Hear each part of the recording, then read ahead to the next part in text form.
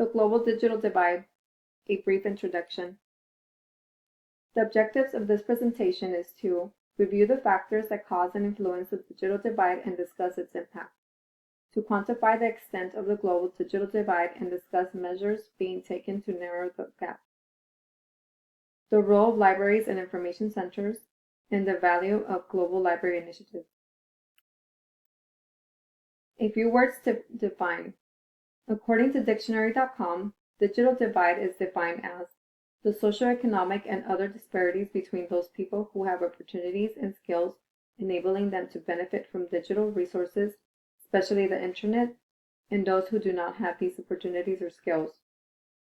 ALA Connect defines digital literacy as the ability to use information and communication technologies to find, evaluate, create, and communicate information requiring both cognitive and technical skills.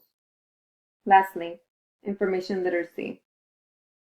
According to ALA website, it is a set of abilities requiring individuals to recognize when information is needed and have the ability to locate, evaluate, and use effectively the needed information.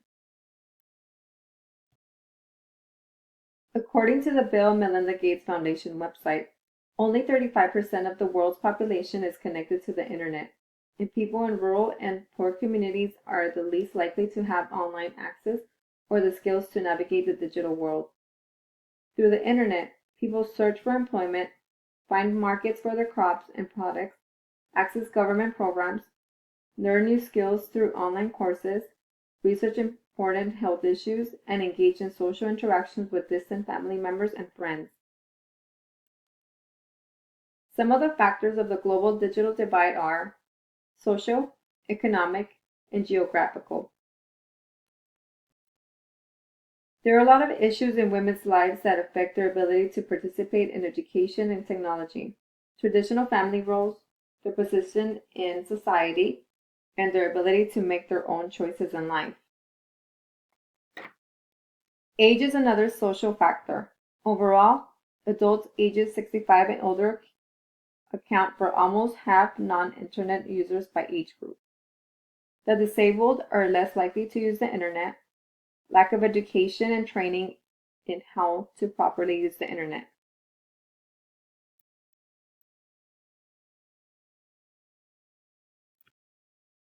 Many developing countries struggle to provide adequate telephone lines.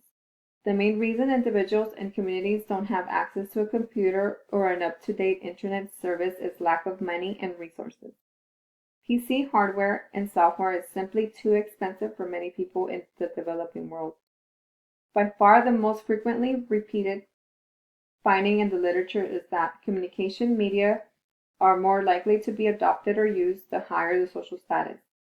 A long tradition of research in media studies confirms the so-called knowledge gap hypothesis, where people differ in the extent to which they use means of mass communication to acquire information. Those of a higher socioeconomic status use them at a higher rate, and the gap between the portions increase over time. Developing countries in areas such as Africa have low income. The people who live there worry about basic things such as food, clean water, and healthcare. They can't afford to buy or invest in technology because they have to think about what they need to live first.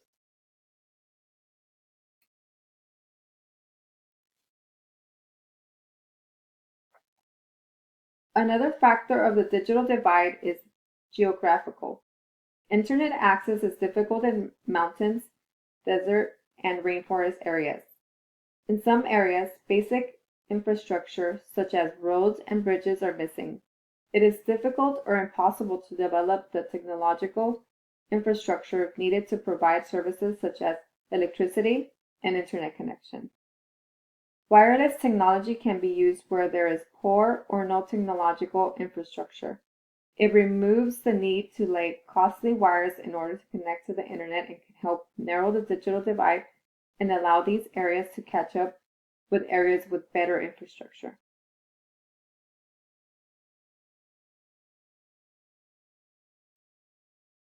Libraries and information centers are bridging the global digital divide by creating partnerships with people from developing countries. Organizations such as the International Federation of Library Associations and Institutions, Bill and Melinda Gates Foundation, Librarians Without Borders, Mortenson Center for International Library Programs, and Libraries Without Borders. Although they operate differently, they all share the same goal: sharing ideas to underdeveloped countries and spreading the digital and information literacy. Libraries have their computers wired for the internet and available for public use.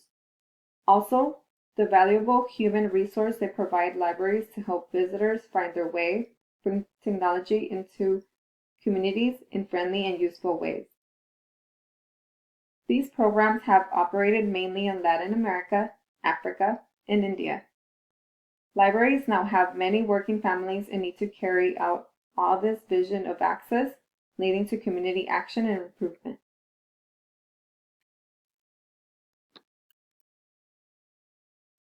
The act of having organizations traveling abroad to share and embed ideas to people from developing countries may be a negative thing.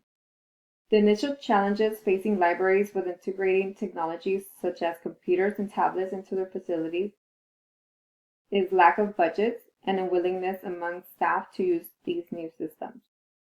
Another of the negative aspects of roving libraries and librarians is the fact that other countries will be exposed to Western ideas and thoughts. The work of the organizations being discussed, although it is spreading sound library practices, could potentially also restrain creativity and provision of library services, as people might be unwilling to deviate from what they know, either as staff or librarians in these libraries receiving funds from the organizations. Another negative is boundaries of privacy and data protection will be redefined. Our understanding of digital tools, the information users submit online, and the extent to which sharing or processing the personal data of library users exposes them to new risks.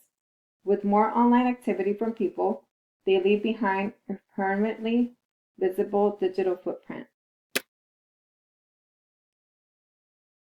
The benefits of connecting the global digital divide brings forward new opportunities for disadvantaged countries.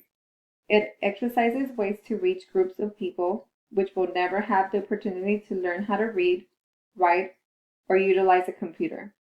Both the information professional traveling overseas and the librarian in that country are brainstorming, sharing ideas, and at the same time gaining real life experience. Digital access could be retrieved for free, as well as access to books for adults and children to learn how to read.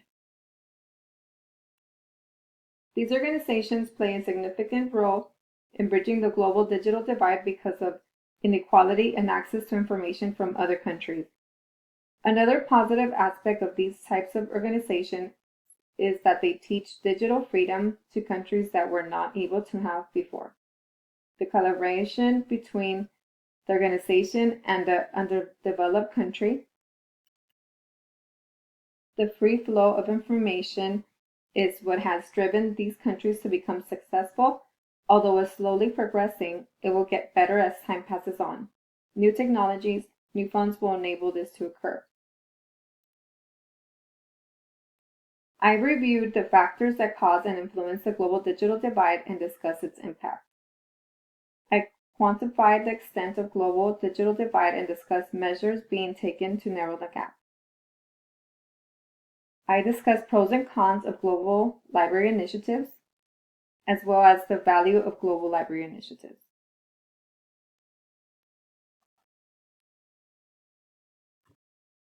These organizations are bridging the global digital divide between underdeveloped countries and the rest of the world. Collaborating with publishers, universities, and other information professionals is vital to transform lives in underdeveloped countries. Although the organizations do not operate the same way, they have the same goals for doing what they do: spread knowledge, share ideas, and educate.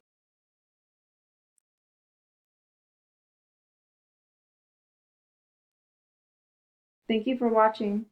I've posted the website links to the organizations if anyone wants to explore more.